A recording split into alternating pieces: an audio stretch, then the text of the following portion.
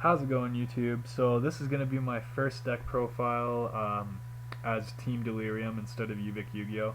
I'm going to be profiling my Redox 10 Gadgets. This is a deck that I've been playtesting a lot recently, and it's been doing really well.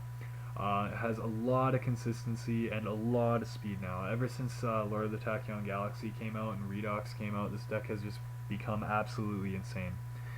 So I'll just jump right into it. Since the deck is so fast now, you need 3 of each of your gadgets. You need 3 green gadget, you need 3 red gadget, and you need 3 yellow gadget. I know there are a lot of players out there, like MCole40, he recently topped a regional running 2 of each, but just in my opinion, you need the 3. You need to draw into that gadget first with your first hand. Sometimes they can clog, but yeah, you just cycle through these guys so fast that you always need to have at least one of them. So 3 of each is just, it's optimal. Next is of course your tin goldfish. You need 3 of those. He's a double summon on crack. This essentially allows you to play the deck without double summon. You don't need double summon anymore. You summon tin goldfish, activate its effect to summon a gadget, get the gadget search, and then overlay into Gear Gigant, search for another goldfish, and then you have your goldfish to play again for next turn. It's just a never-ending cycle unless you get Veilered.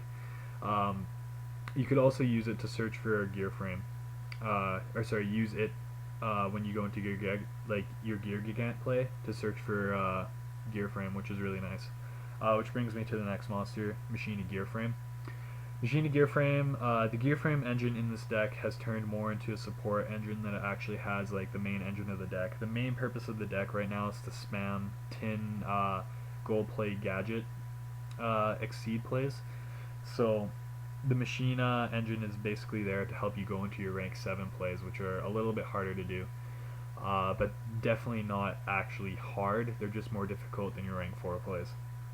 So 2 Machine Gear Frame to search out Fortress and Cannon. 2 Fortress. This is your boss monster, obviously. Really good. When he's destroyed by battle, you can destroy something that your opponent has, and when he is targeted by an effect monster's effect by your opponent, you can look at your opponent's hand and discard a card from their hand, so they go minus from it. So it's really hard to get rid of this guy, even when you can't go into rank 7 plays. And then I play the 1 cannon, because when he is sent to the graveyard, you can just ditch the cannon to special summon him from grave again. So it's basically a monster reborn for one of your cannons. You only want to play 1 since you have you only have the 2 fortress. So just sometimes it can be dead, but having the 1 is usually pretty good. And then of course 3 Redox.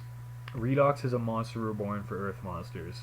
Even a monster reborn for himself. He can ditch himself and another Earth card to special summon himself, which is really stupid.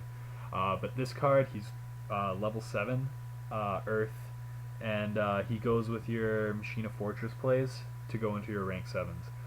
He also allows you to, you can use him kind of like a double summon if you have just gadgets in your hand, like all you have is gadgets and you don't have the tin goldfish.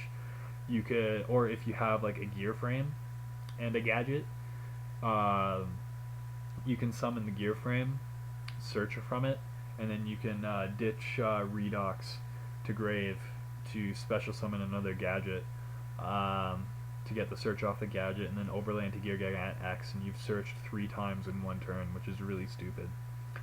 So 3 Redox. 1 limiter removal, just because it's stupid with Dracosac. Dracosac doubles his attack for a turn, and if he has tokens on the field, he isn't destroyed. Like, it's really dumb. So Dracosac becomes 5,200 attack for a turn. But this just gives you another win option in the deck, and like I said, it's ridiculous with Dracosac. Pot of Avarice, you really need to recycle your gadgets in this deck. You cycle through them really fast.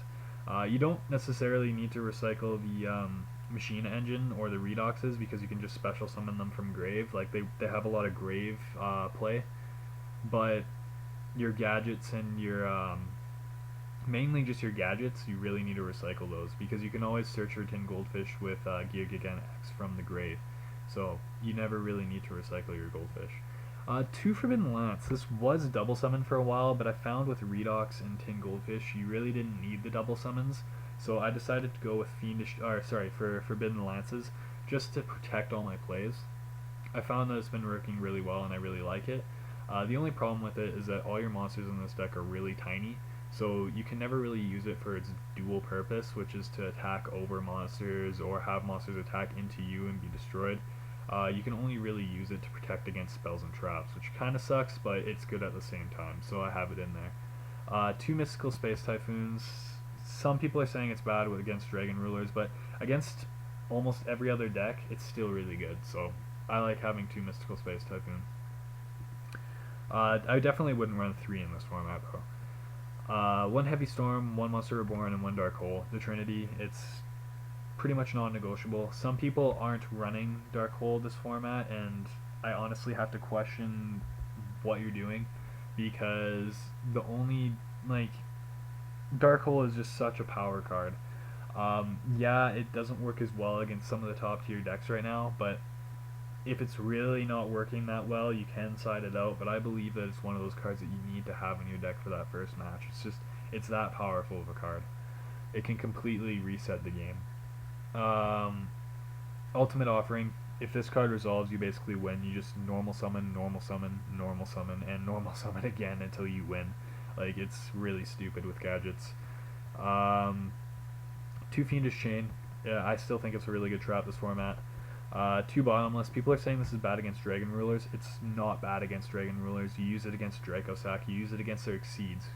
You don't use it against the dragons themselves, because then the dragons will get their searches. You want to use this against their Exceeds. Two Compulsories. Also really good against Dragon Rulers. Two Torrential Tributes. People are saying this is bad, this format. Once again, it's like Dark Hole. It can just completely reset the game. It can completely catch your opponent off guard. It's just such a powerful card, and I believe that it's one of the better traps this format. So I believe that you need to play two. One Solemn Judgment and one Solemn Warning. To protect against tax, I'm basically using Compulsory and Fiendish Chain. I believe that Dimensional Prison and Mirror Force are just too slow right now. The top 3 decks right now, or top 4 decks right now, don't really care about Mirror Force and Dimensional Prison. Dragon Rulers will just pop it before they attack. Prophecies will just pop it before they attack. The reason it was so good last format was because of Fire Fists. Fire Fists always had to attack, so it was really good against them, but I find that it's just not as good this format. That's just my personal opinion.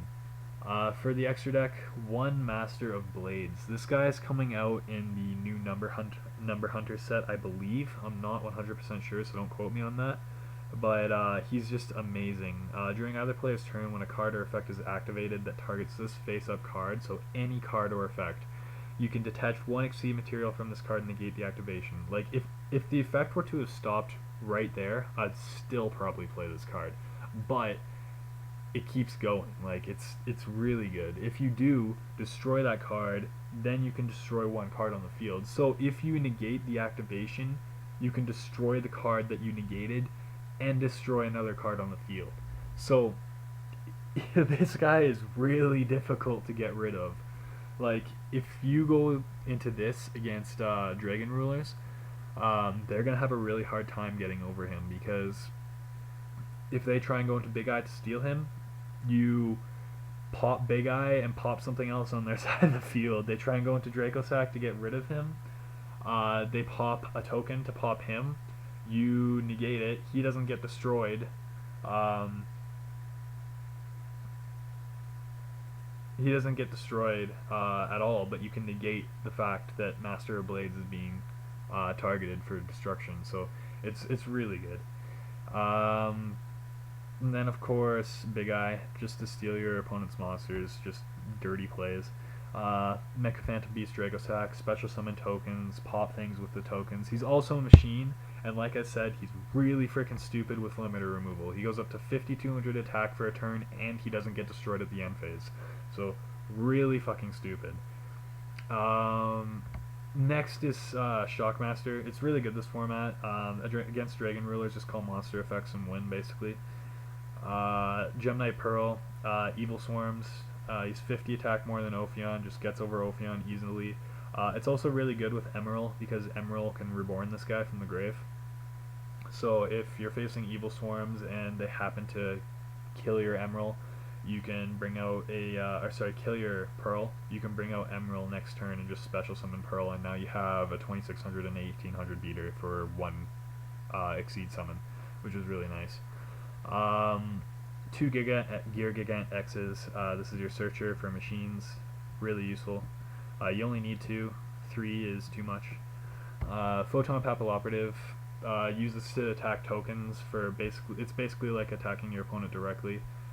You can also use this against Spirit Reaper and Marshmallow and stall cards like that just to keep attacking your opponent for 2 turns. Black Ship of Corn. If you feel like the stall cards are getting to you too much, you can just send it to grave and deal 1000 damage. Diamond Direwolf.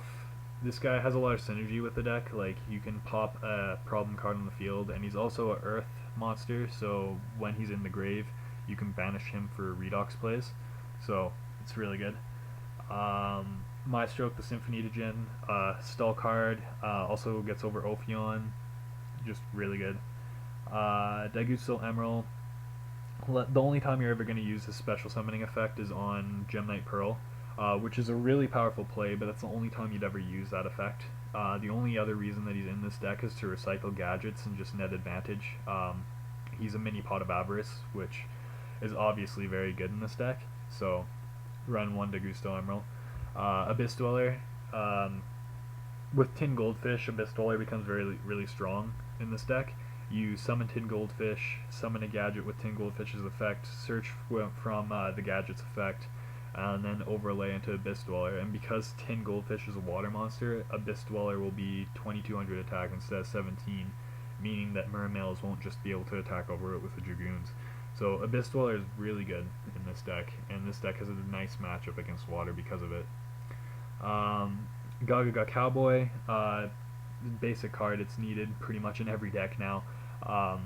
Can attack into anything that's 3000 attack and destroy anything that's lower than 3000 attack, and can also, when it's in defense position, burn your opponent for 800 damage, so it can end games. And then a Chimera Fortress Dragon, because this is an out to Dracosac, and it's also an out to machine decks, so it's just really nice to have in this deck. Anyways, that's my deck profile, guys. I hope you enjoyed. I haven't made a side deck for this yet, but yeah, so that's my Redox 10 gadgets. If you want to leave a comment about what you think of the deck, just post below, and remember to like and subscribe. Anyways, peace out, guys.